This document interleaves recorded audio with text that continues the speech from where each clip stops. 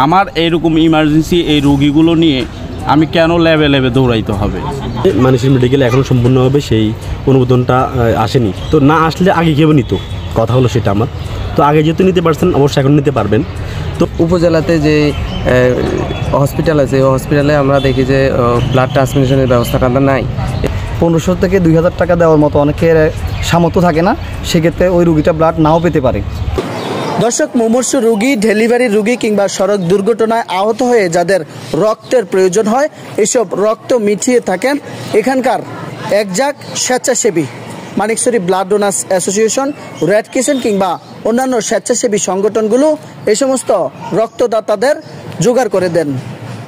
আর রক্তদাতা কিংবা গ্রহীতারা যখনই এই খাগড়াছড়ির মানিকছড়ি উপজেলা স্বাস্থ্য কমপ্লেক্সে আসে, তখনই পড়তে হয় নানা বিড়ম্বনায়। তো চলুন তরুণ সমাজের কাছে সেই কথাগুলো শুনে আসি।